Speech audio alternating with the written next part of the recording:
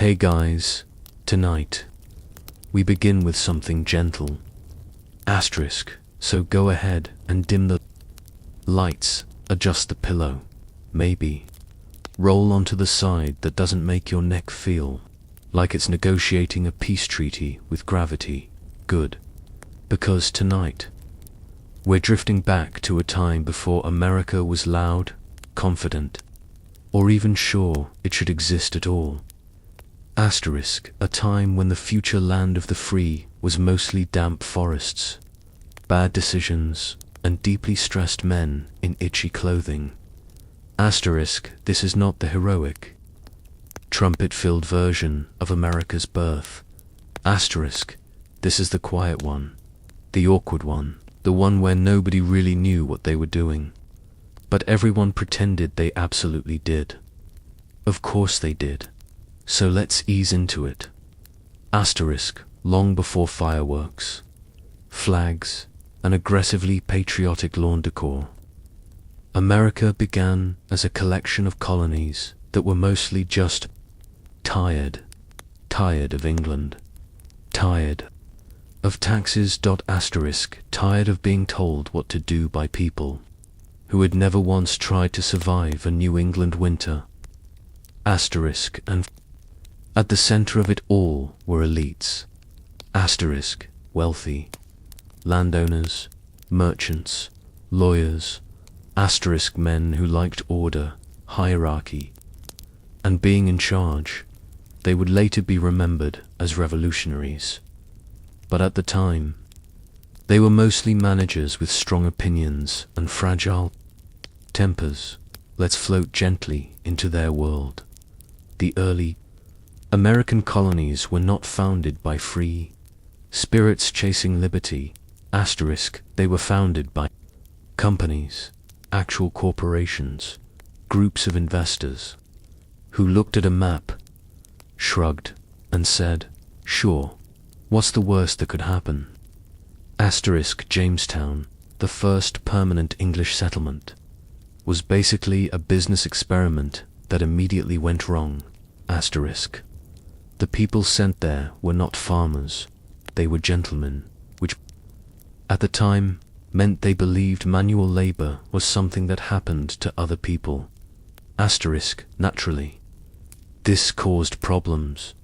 They spent a lot of time arguing about status, who should lead, who should eat first, who absolutely should not be expected to plant corn.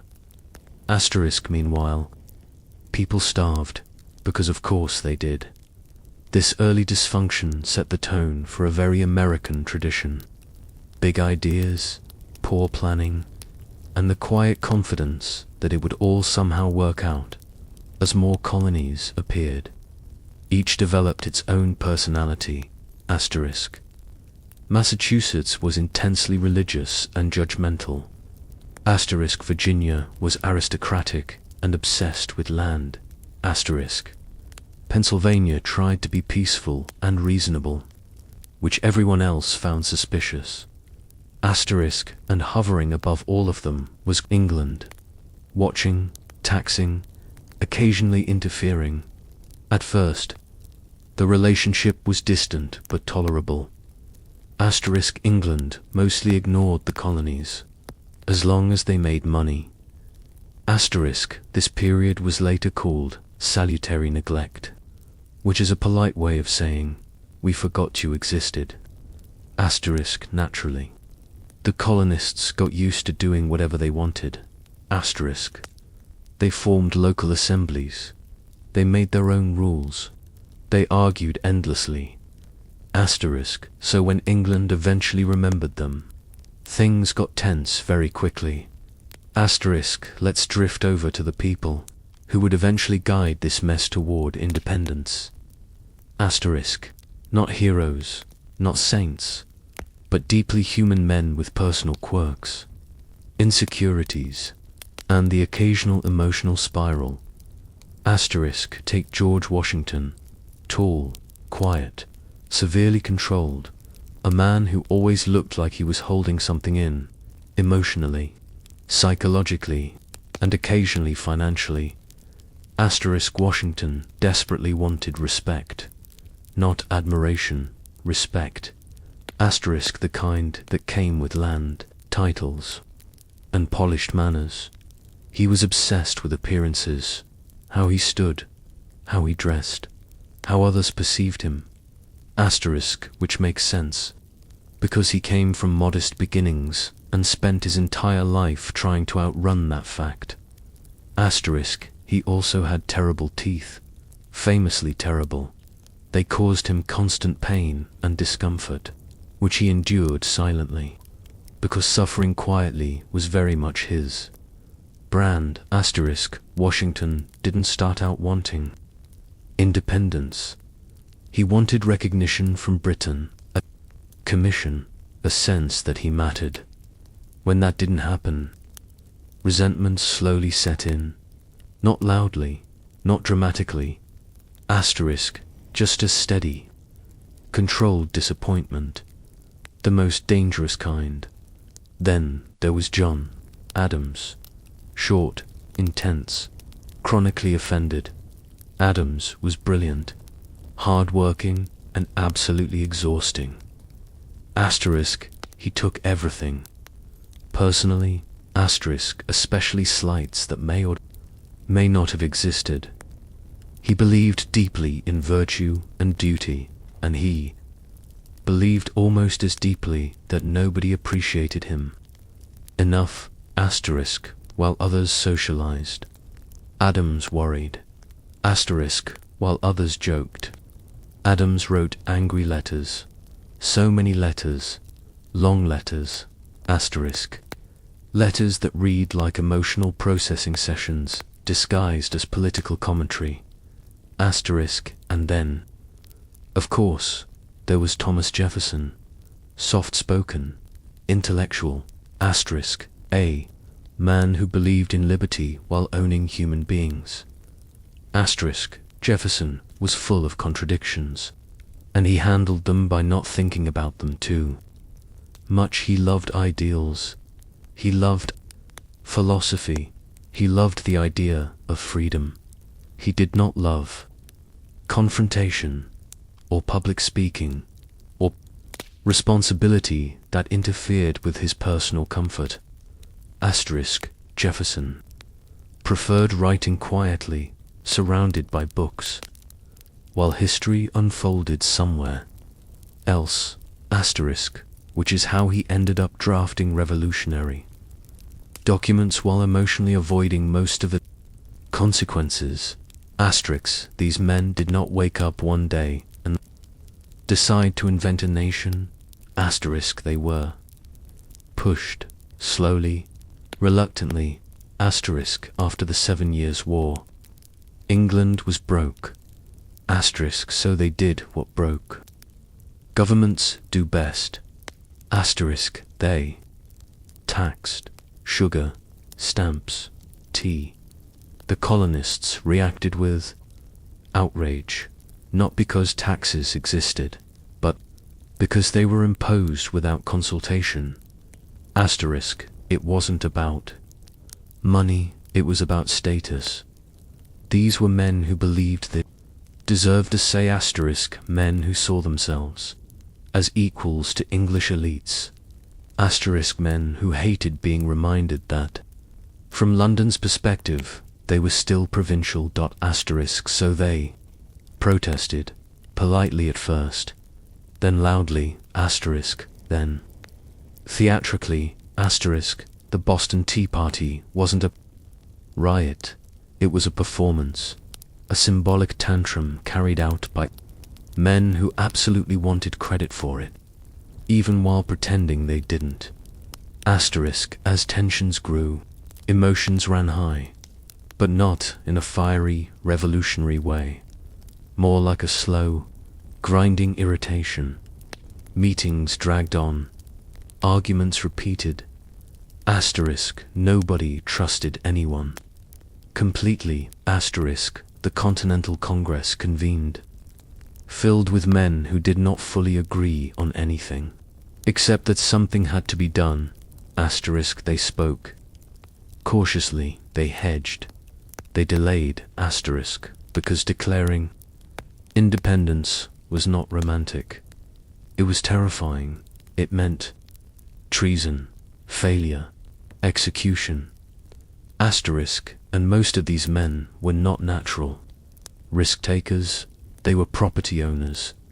They had families. They had reputations, so they hesitated. Asterisk, meanwhile, regular people were already suffering. Asterisk, soldiers lacked supplies. Asterisk, families endured shortages. Communities fractured under pressure. But leadership moved slowly, carefully, as leadership often does. Asterisk, when independence was finally declared, it was not greeted with universal celebration. Asterisk, many colonists remained loyal to Britain. Asterisk, others were simply exhausted. Asterisk, the declaration itself reads confidently, boldly, but behind it were men who were anxious, divided, and very aware that this experiment could collapse at any moment. Asterisk, and yet they signed. Asterisk, some with dramatic flourishes, some quietly, all knowing there was no going back. This was America's birth, not triumphant, not unified, but deeply human. Asterisk, a nation formed by compromise, contradiction, and a collective decision to double down. Because why not? As the war dragged on, leadership continued to strain. Asterisk, Washington struggled to hold together an underfunded, undertrained army. Congress argued. Supplies ran short. Morale dipped, recovered, dipped again. Victory, when it came, felt less like triumph and more like relief. Asterisk, and with independence achieved, a new problem emerged. Asterisk, what now? The men who had united against Britain now had to govern together, which, as it turns out, is much harder than opposing a common enemy.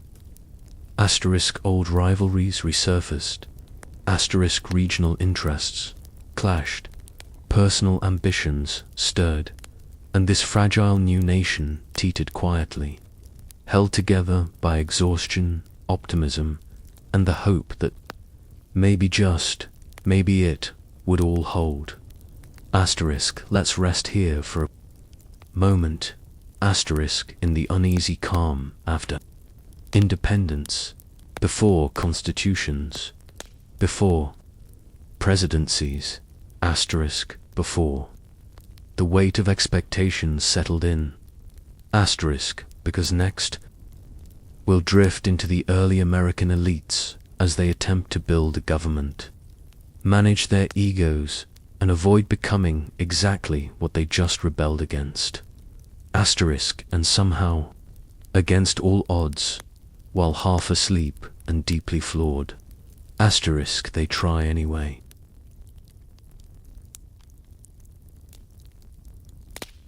Alright, if you've shifted positions, or pulled the blanket up just a little higher, that's perfect. Asterisk, because now we drift into the part of America's birth that everyone likes to summarize, but nobody really enjoys revisiting. The part where independence is won, asterisk, and absolutely nothing else is settled. Asterisk, after the war, America didn't feel victorious. It felt tired, like a house party that went on far too long, where everyone is now stuck cleaning up with people they secretly resent. Asterisk, the colonies, now states, technically were bound together by the Articles of Confederation. Asterisk, which was less a government and more a polite suggestion. Congress couldn't tax, couldn't enforce laws. Asterisk, could barely get people to show up. Asterisk, which, in hindsight, explains a lot. Asterisk, the founders had just escaped what they believed was tyranny, so they were deeply suspicious of centralized power, terrified of kings, allergic to authority, so they created a system that was intentionally weak, almost impressively so. States did whatever they wanted, printed their own money, ignored Congress. Argued endlessly. Washington, now retired, watched this from the comfort of Mount Vernon with growing concern. He wanted peace, order, a quiet life. Instead, he saw chaos, debts piled up, foreign powers circled skeptically. Soldiers who had fought for independence were unpaid and angry. One group even marched, demanding compensation. Washington shut it down with a speech that was calm, controlled, and quietly terrifying. Because when Washington was disappointed, people listened. John Adams was overseas, doing diplomacy. Which meant arguing passionately in rooms full of people who did not care. He worked relentlessly and felt perpetually underappreciated. Which, for Adams, was both accurate and emotionally devastating. Jefferson, meanwhile, was in France, having the time of his life. He adored Paris, the culture, the conversations. The feeling of being admired, without having to lead anything. He wrote letters home, praising liberty while dining lavishly and avoiding the growing mess back in America. A very Jefferson move. Back home, things unraveled slowly. No dramatic collapse, just a steady realization that this wasn't working. States fought over borders, trade stalled, inflation soared. Shays. Rebellion was the final straw. A group of farmers, crushed by debt, rose up against the government. The rebellion itself was small, but the message was loud. If this continued, America might not survive itself. Reluctantly. Painfully, the elites agreed. Something stronger was needed. So they gathered again in Philadelphia. In the summer. With the windows closed because secrecy mattered. Also because everyone underestimated how miserable that would be. The Constitutional Convention was not inspirational. It was sweaty, frustrating, and full of men who strongly believed they were the smartest person in the room. Washington presided silently. His presence alone commanded respect. He barely spoke, which somehow made everything he didn't say feel heavier. James Madison took notes. Endless notes. Small. Meticulous handwriting. The anxious energy of a man trying to control chaos through documentation. Madison was brilliant and deeply nervous.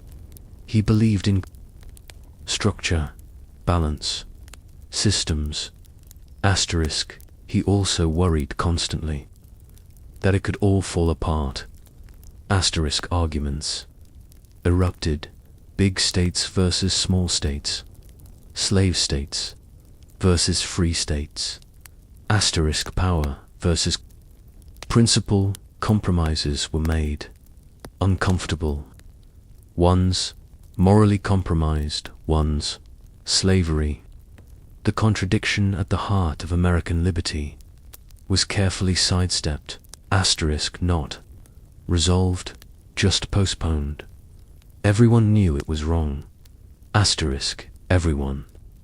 also knew confronting it would destroy the fragile Union, so they chose survival over justice. Again, asterisk. The Constitution that emerged was not perfect.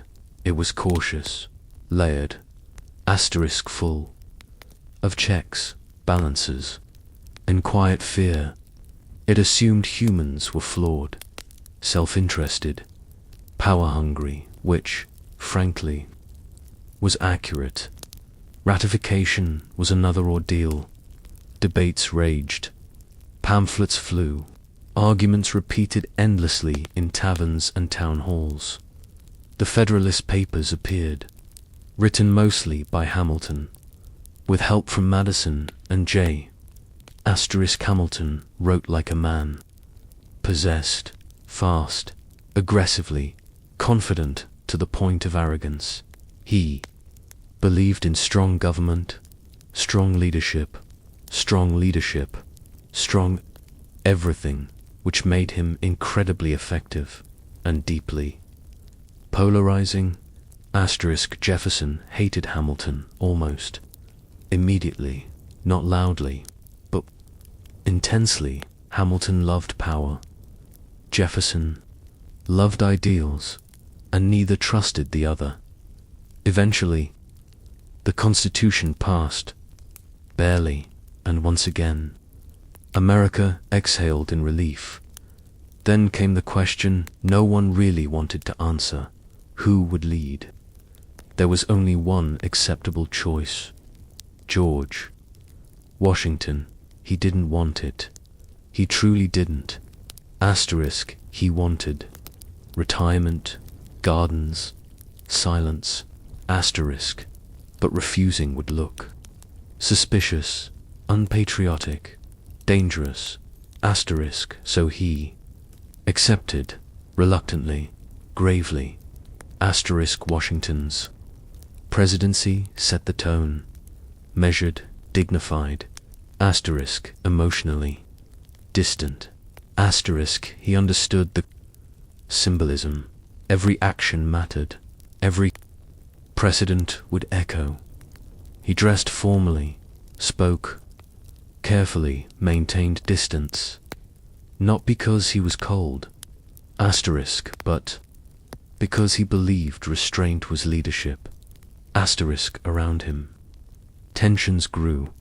Hamilton pushed financial systems, a national bank, federal power. Jefferson opposed him, fiercely, asterisk, championing states' rights and agrarian ideals. Asterisk. Their rivalry defined the early republic. Asterisk. Cabinet meetings became battlegrounds, polite, controlled. Asterisk. But deeply hostile. Washington tried to mediate, tried to balance, tried to hold it together. Eventually, even he grew tired. Asterisk. When he stepped down, it was another precedent. Asterisk. Peaceful transfer of power, a quiet miracle. John Adams followed and immediately struggled. He lacked Washington's presence, his silence, his myth. Adams was honest, blunt, asterisk, easily irritated. Asterisk. He faced foreign threats, internal division, and relentless criticism. Asterisk. Much of it from Hamilton, from Jefferson, from everyone. Asterisk. Adams aged rapidly in office, emotionally and physically. By the time Jefferson took power, America had survived its infancy, barely.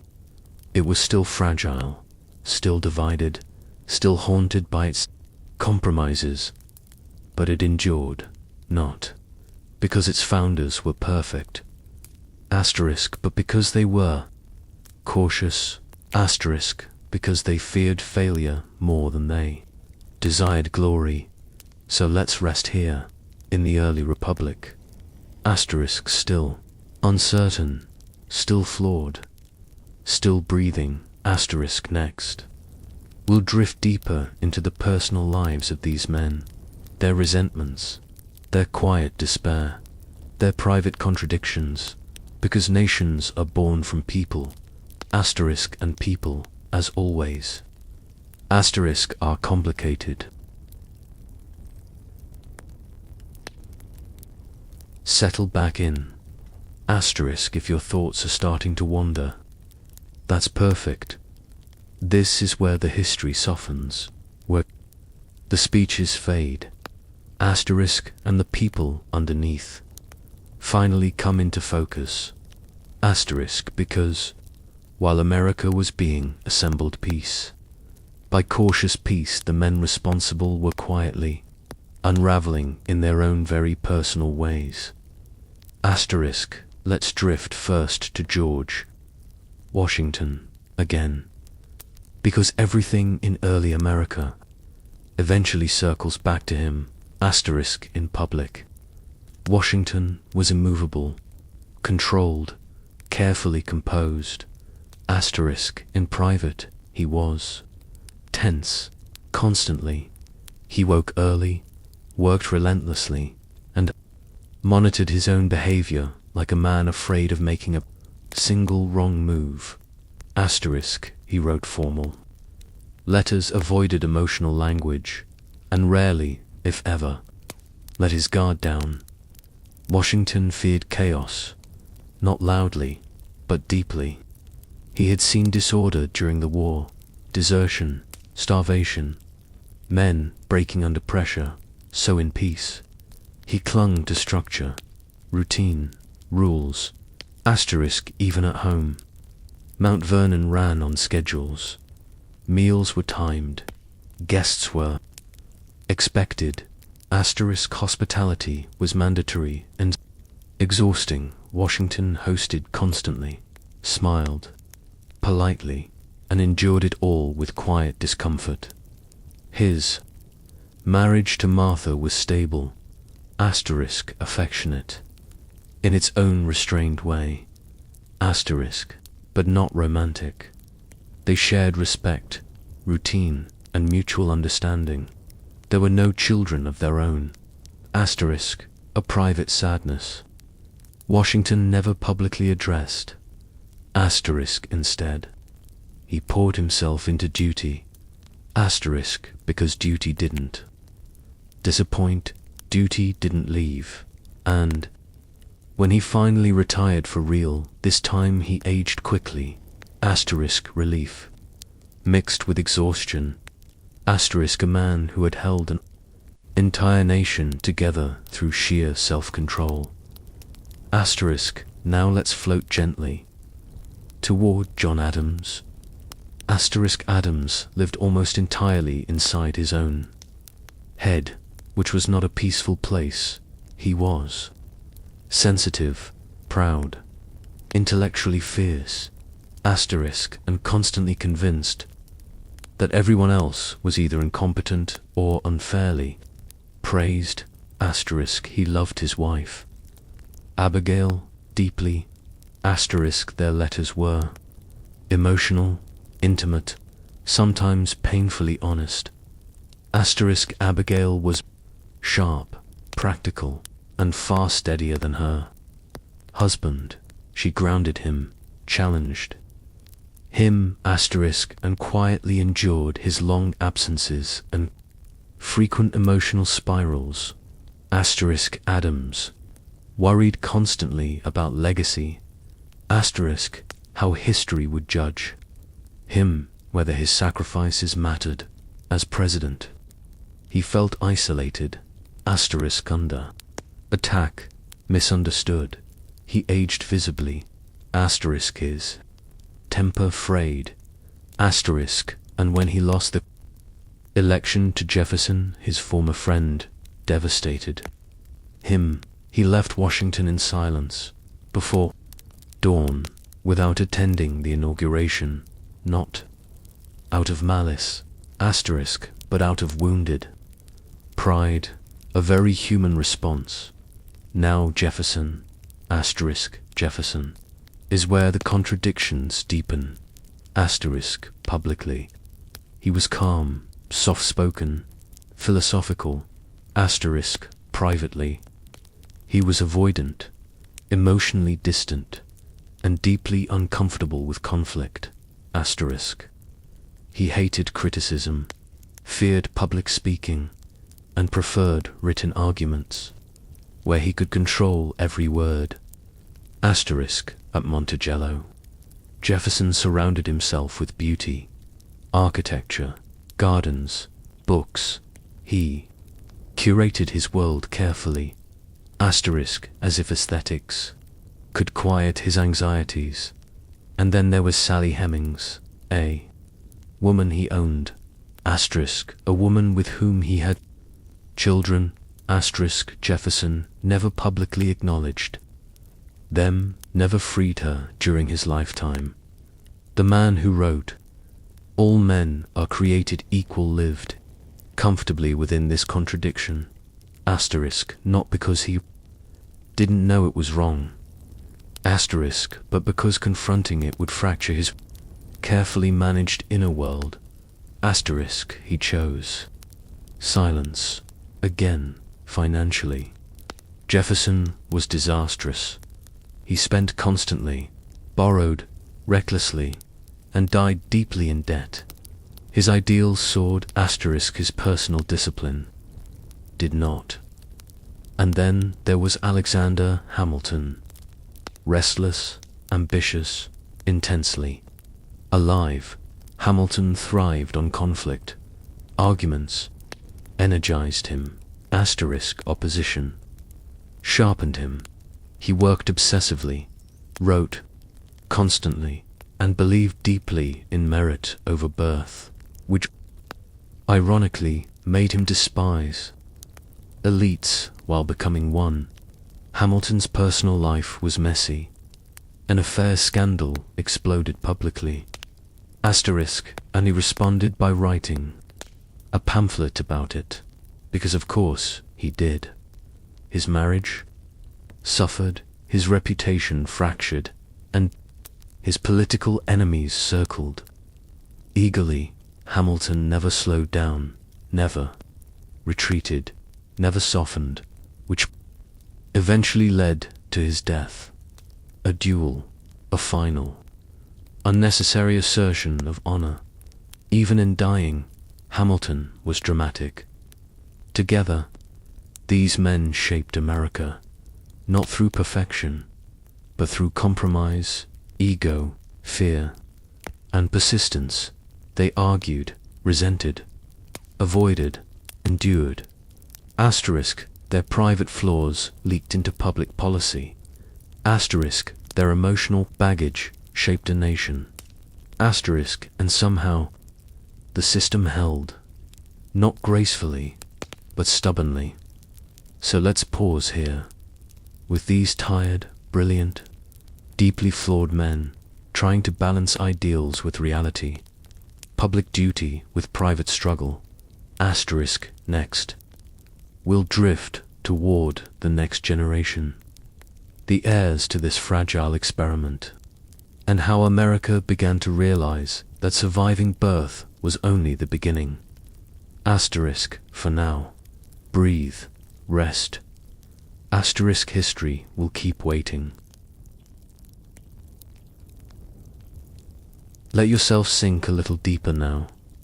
This is the part where the voices soften, asterisk, where the urgency fades, asterisk, and history becomes less about decisions and more about consequences, asterisk. By the time the first generation stepped away, some willingly, some reluctantly, America was no longer newborn, but it was far from grown. It had a government, asterisk, a constitution, a sense of itself. What it didn't have was certainty, asterisk.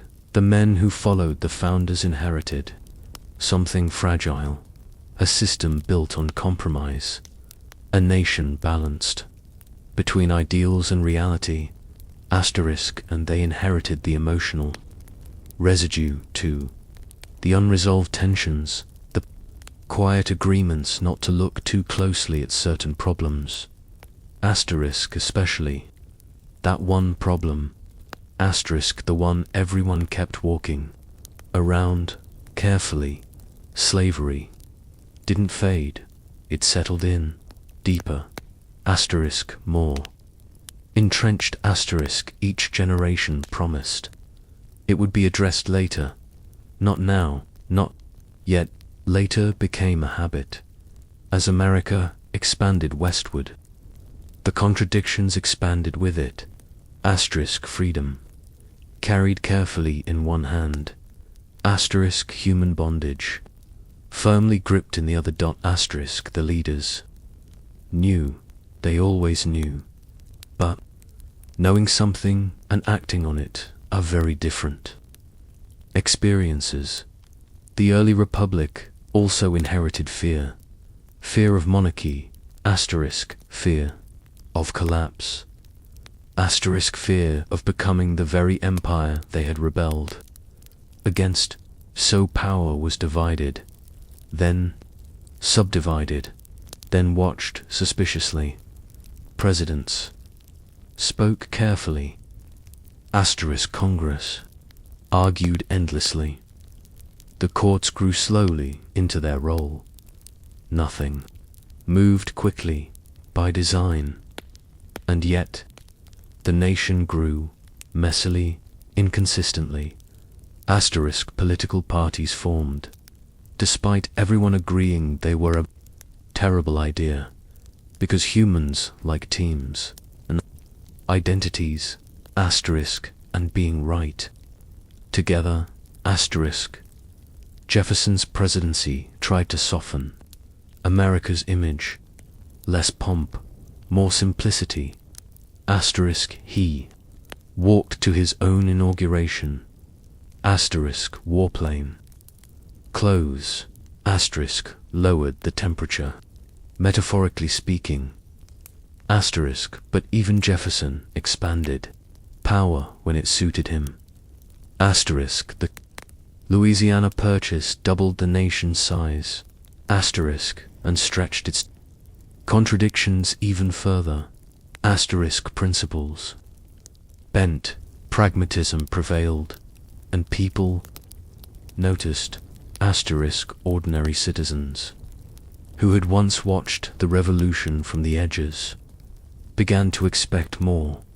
Votes, voices, recognition, democracy widened slowly, unevenly. Some were included, many were not. Women remained invisible in law.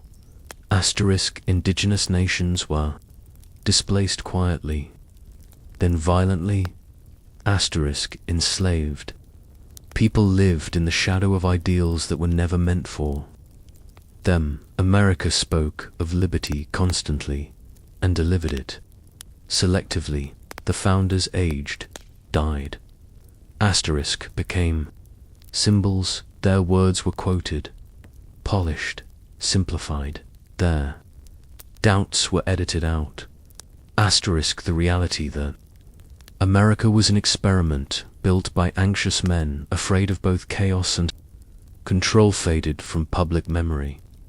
Asterisk but it never disappeared. Asterisk it lived on in the structure, in the arguments, in the constant tension between freedom and order. Asterisk and that tension became the nation's heartbeat. Asterisk what's remarkable isn't that America struggled, it's that it survived, not because it was destined to, not because it was exceptional, but because compromise, flawed as it is, kept the system breathing. Each generation inherited the same quiet question: can this hold? Asterisk so far, the answer has been, sometimes. America's birth was not glorious. It was careful, uncomfortable, emotionally exhausting, and deeply human, which means its story never really ends. It just slows, pauses. Asterisk then continues asterisk so as you drift toward sleep. Remember this version of the beginning, not the statue, not the slogan, but the tired men, the uneasy agreements, asterisk, the fragile hope that maybe if handled gently enough, wouldn't all fall apart, asterisk, and for now, it hasn't. Rest easy.